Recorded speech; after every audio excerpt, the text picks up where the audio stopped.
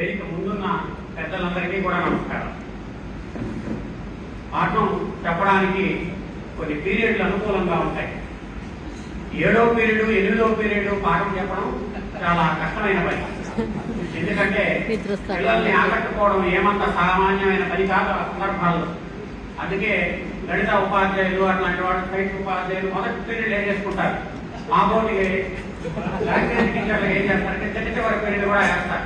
ఎప్పుడైనా చెప్పచ్చు, అది చాలా కష్టమైంది. అలా మిమ్మల్ని నా వైపు తిప్పుకోవడానికి ఒక విఫల ప్రయత్నం సఫల ప్రయత్నం చేస్తాను. ఎక్కడో తూర్పు తీరాన సముద్రం గట్టున పుట్టి పెరిగినటువంటి నన్ను ఈనాడు ఈ గడ్డ మీదకి వచ్చేలా చేసిన కవిత్వానికి నమస్కరిస్తున్నాను. అందుకు కారణమైన మా గురువు గారికి పాదాభివందనం చేస్తున్నాను. మా మిత్రులందరికీ ధన్యవాదాలు తెలియజేస్తున్నాను. కవిత్వం అంతా ఇంతా పని చేయదు. ఎక్కడెక్కడ వ్యక్తుల్లో కలిపేస్తుంది, ఎక్కడెక్కడ మాటల్లో కలిపేస్తుంది, ఏవేవో పనులు చేయిస్తుంది.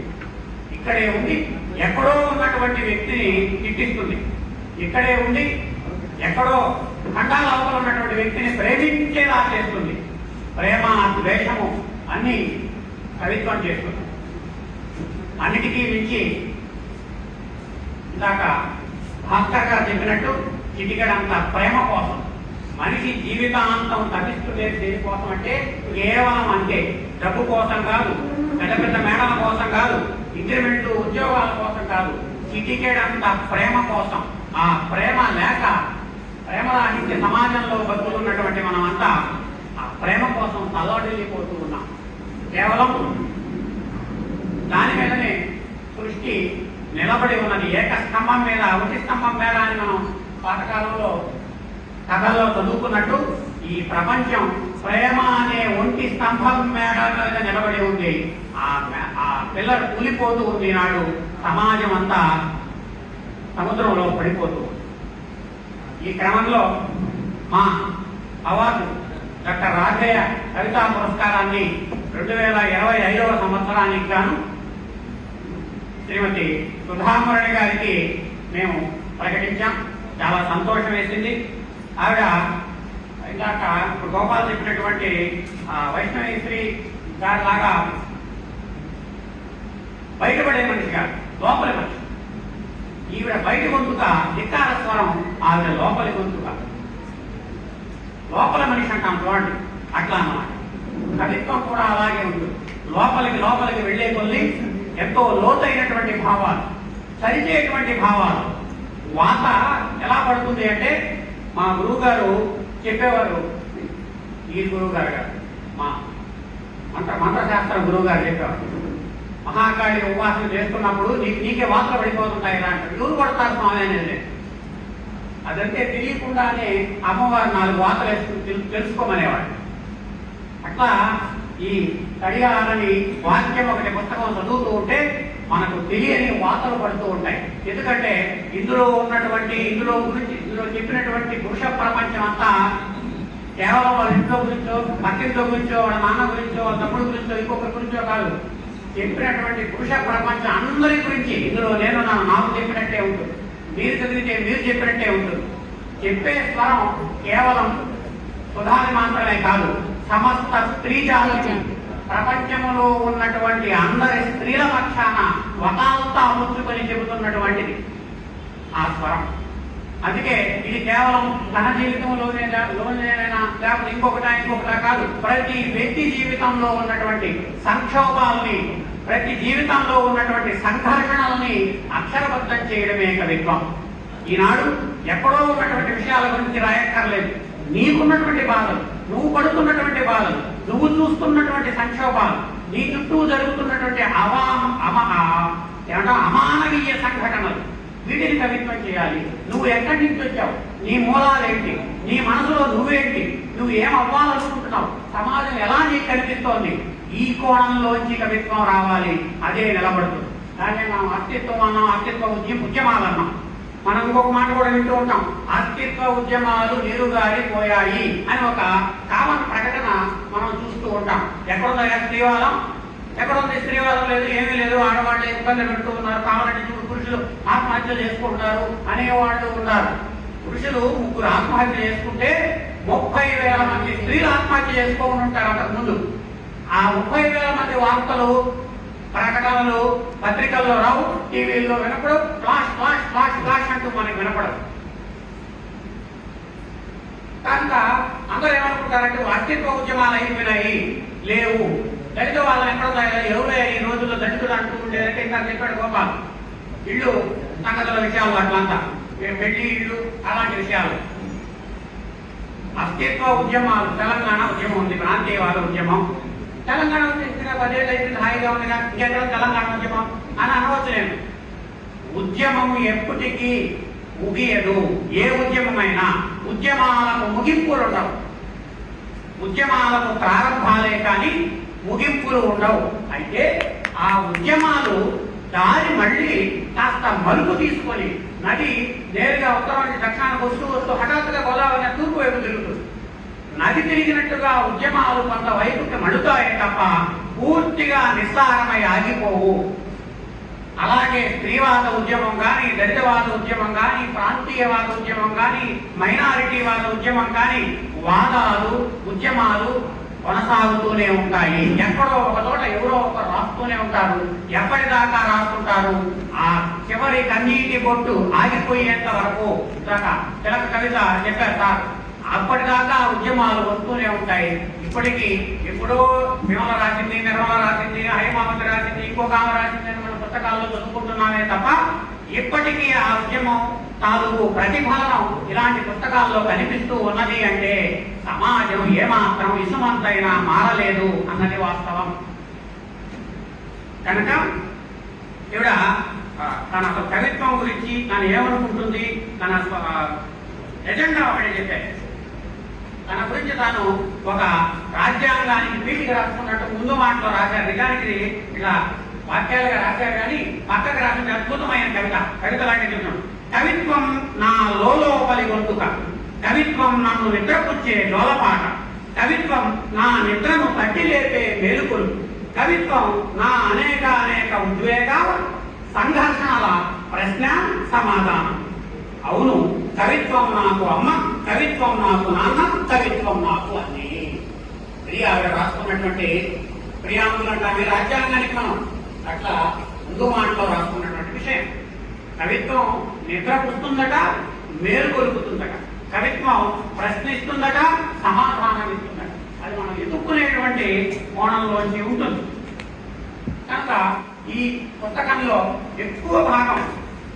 ఎక్కువ భాగం దాదాపు 90% కవితలన్నీ కూడా స్త్రీ పురుష సంబంధాలు, స్త్రీ చిన్న చూపు దూరపడడం, అస్తిత్వ ప్రశ్న, మనసు పెట్టి నవ్వలేకపోవడం, మనసు పెట్టి ఏదైనా పని చేయలేకపోవడం, అనేక నిబంధనలు, అడుగడుగునా ఎదురయ్యే పంజరాలు, ఇలాంటి వాటిని గురించి, ఇలాంటి వాటిని ధిక్కరిస్తూ ప్రశ్నిస్తూ కవిత్వం వచ్చింది.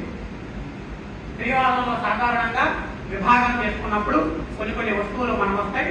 దీంట్లో స్త్రీ అస్తిత్వానికి సంబంధించిన కవితలు కొన్ని ఉన్నాయి. అట్లాగే స్త్రీల సమస్యలకు సంబంధించిన కవితలు ఉన్నాయి. సంబంధాలకు సంబంధించిన కవితలు ఉన్నాయి.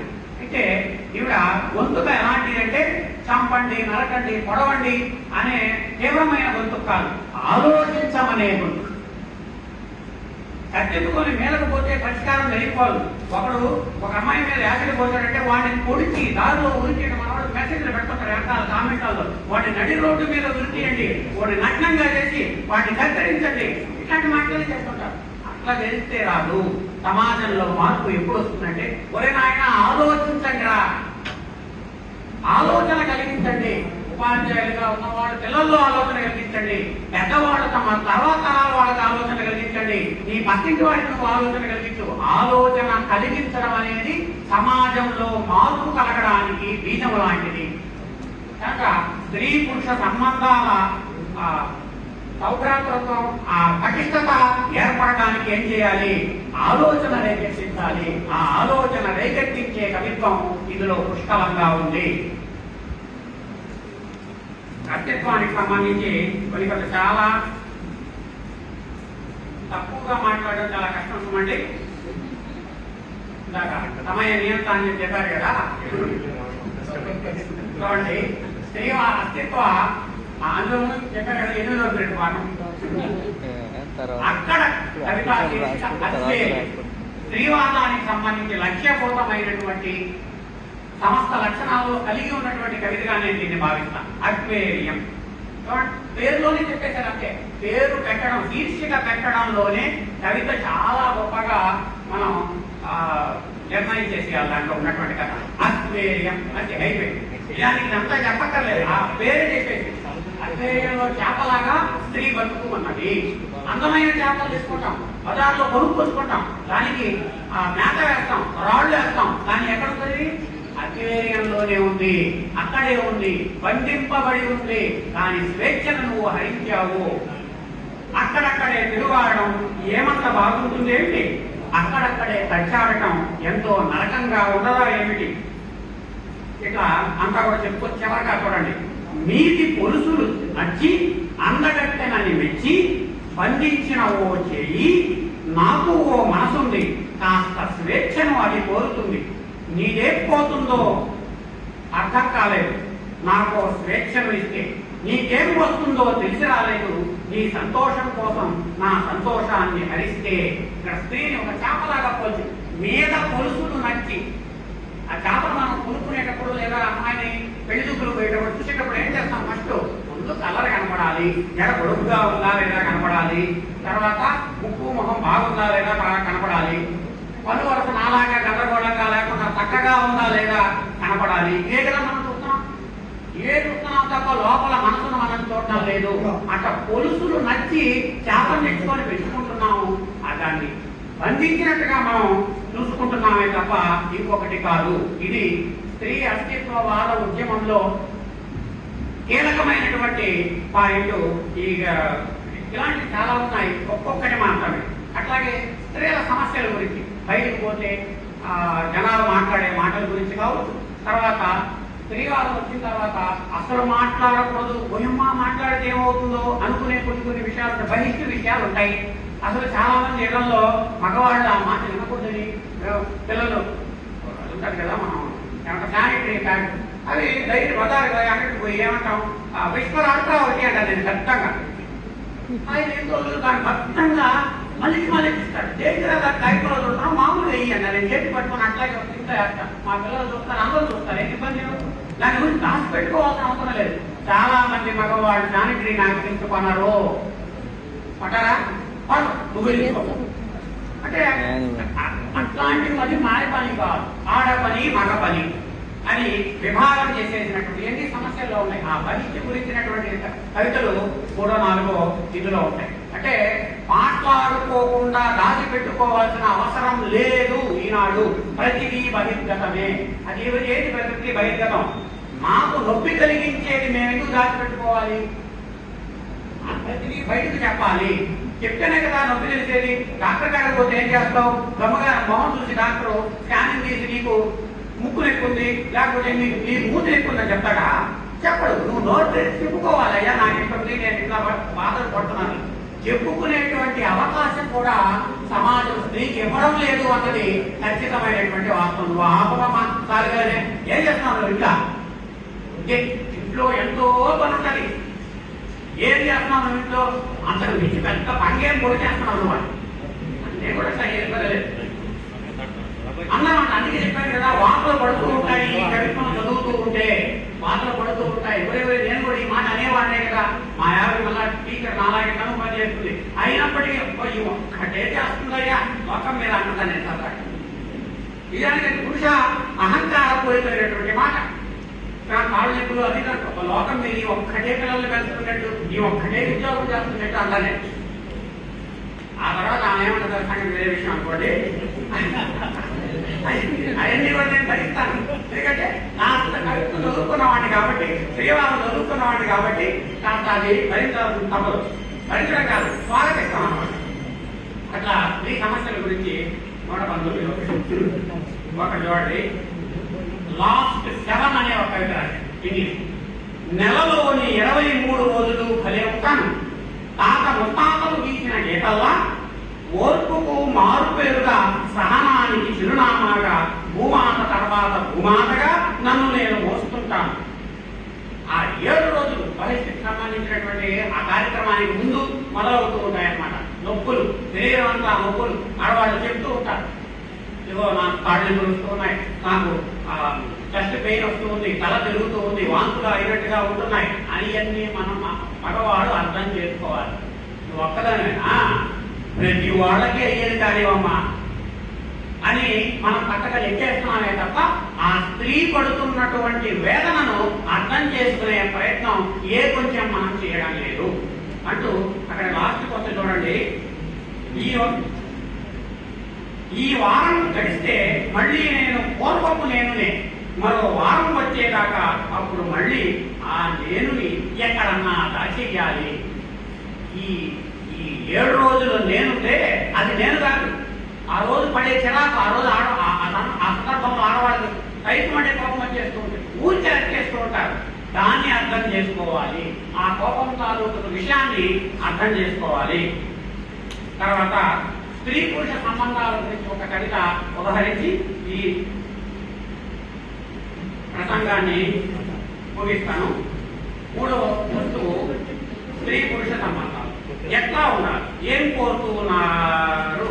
ఈవిడ తేలిపోవాలా, అద్భుతమైన మా ఆవిడ చదివించారు. తేలిపోవాలి ఏంటంటే తేలిపోవాలా, ఇవాళ ఏదో ఒకటి తేలిపోవాలా. నువ్వు గొప్ప నేను గొప్ప, ఏదో ఒకటి తేలిపోవాలి. ప్రతి నిత్యం ప్రతి ఇంట్లోనూ భార్యలంతా పడేటువంటి మాటే ప్రతి సందర్భంలోనూ. అయితే ఈవిడ ఈ తేలిపోవాలా అంటూ ఇక పూర్వం స్త్రీవాదులు చేసినటువంటి మాటలు కాకుండా వాళ్ళు ఏం చెప్పారు, కొంతమంది కొట్టమన్నారు, తిట్టమన్నారు, ధ్వంసం చేయమన్నారు. ఒక ఆవిడైతే చదువుకున్న చెల్లెలా మగవాడిని ముట్లొచ్చే మార్గాలు కనుక్కోండి అన్నారు. అంటే వాడిని బాధ చేయాలని. ఇక్కడ అంటగాదు, అంటే అవతల వాడికి నా బాధ ట్రాన్స్ఫర్ చేయాలనేటువంటి తత్వంగా చెప్పలేదు. బాధను అర్థం చేసుకోమండి.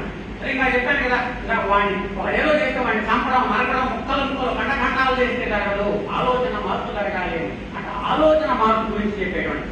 అలా చెప్తూ ఇద్దరి యొక్క గొప్పతనాన్ని, మగవాడి గొప్పతనాన్ని, స్త్రీ గొప్పతనాన్ని రెండింటినీ ఒక త్రాసులో సమతూకంగా చెప్పింది. ఎంత అద్భుతం అనిపించిందో ఇది మాత్రం పూర్తిగా వినాల్సిందే. రుధిరాన్ని క్షీరంగా మార్చే నేను గొప్ప, స్వేదాన్ని పరమాన్నంగా మార్చే నువ్వు గొప్ప తేలిపోవాలి. 1000 నరాల నొప్పుల్ని భరిస్తూ బతుకునిచ్చే నేను గొప్ప, 1000 కండరాలని కలిగించి బతుక్కి దారి చూపే నువ్వు గొప్ప. అనడం గొప్ప కష్టమని అనుకుంటాం కదా. మరి అన్న తర్వాత ఆ బిడ్డను పెంచాలి కదా, లేకపోతే వదిలేండి సార్ కొట్టేటట్టున్నాడు. ఓర్పుతో సహనంతో ఇంటిని తీర్చిదిద్దే నేను గొప్ప, తల్లిలా చేసిన క్రమశిక్షణ అలవర్చాలనుకునే నువ్వు గొప్ప, 2 చేతుల కావలసినవి వడ్డీ పెట్టి వస్తుని ప్రేమించే నేను గొప్ప, చేతులారా సంపాదిస్తూ కూడా నీకై ఏమీ మిగిల్చుకోని నువ్వు గొప్ప. ఎంత గొప్ప విషయం. మగవాళ్ళకి ఏమి ఉండదు, ఆడవాళ్ళకి 54, 24 ఉండే, మగవాళ్ళకి 4 సంవత్సరాలు 2 నైట్లు అంటే పగలు రాత్రనక సేవలు చేస్తూ నన్ను నేను కలిగించుకుంటూ కలిగి కొవ్వొత్తయ్యే నేను గొప్ప, రాత్రింబవళ్ల తేడా తెలియక నిన్ను నీవు కోల్పోయి ఆవుతొత్తు వెలుగునిచ్చే నువ్వు గొప్ప. ఈ రోజు ఏదో ఒకటి తెలిపోవాలి. నువ్వు లేనిదే జన్మనివ్వలేని ఓ నిరుపయోగ వస్తువుగా నేను గొప్ప, నేను లేని అసలు జన్మే లేని ఓ పుట్టుట మరచే జీవితాలు నువ్వు గొప్ప. తెలిపోవాలి. సృష్టికర్త ఎందుకు ఇద్దరిని పుట్టించాడో, ఎందుకు ఇద్దరికి వేరు వేరు అవయవాలు అప్పచెప్పి విరుద్ధ విధులు కల్పించాడో తేల్చే నువ్వు గొప్ప. నిన్ను కనే సత్తా ఉన్న ఏకైక నేను గొప్ప, నా మాతృత్వపు మధురము కారణమయ్యే నువ్వు గొప్ప. తేల్చే. ఎంత అద్భుతమైన సమతూకం పాటించినటువంటి కవిత ఇంతవరకు నేను జరిగిన స్త్రీవాదంలో కనిపించలేదు. ఇలాంటి అనేకమైనటువంటి విషయాలు, భాషాపరమైనటువంటి సామర్థ్యం చాలా గొప్పగా ఉంది. కవితలకు శీర్షికలు చాలా చాలా గొప్పమైనటువంటి శీర్షికలు. అవినాశి, గమకం, విరాగిని, నిర్వాణ, ఖండిత, అనల, నిస్సంచారిక ఇట్లాంటి పదాలు ఉపయోగించాలి అంటే భాష మీద గట్టి పట్టు ఉండాలి, విస్తృతమైన అధ్యయనము ఉండాలి. ఆవిడ చెప్పేది లెక్కలు టీచర్ గారు చెప్పేది లెక్కలు, కానీ ఈ లెక్కలు కాదు ఎన్ని చిక్కులు. ఆ లెక్కల సామర్థ్యాన్ని ఉపయోగించి సాంసారికమైన చిక్కుల్ని చక్కదీసేటువంటి పనిలో కవిత్వం రాసిన తడియాలని వాక్యం ఎప్పటికీ కన్నీరు ఇంకనటువంటి వాక్యం స్త్రీ జీవితం ఎప్పటికీ తడియారదు అన్నటువంటి ఈ పుస్తకానికి మేము సగర్వంగా ఈ అవార్డులు ఇస్తున్నామని చెప్పి